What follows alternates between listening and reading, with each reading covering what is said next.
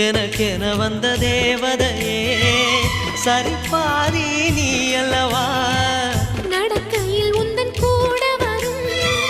நிழல் போலே நான் அல்லவா கண்ணன் கொண்ட ராதையர ராமன் கொண்ட சீதையர மடி சேர்ந்த பூரதமே மனதில் வீசும் மாருதமே நன்றி சொல்ல உனக்கு வார்த்தை இல்லை எனக்கு நான் தான் மயங்குறேன்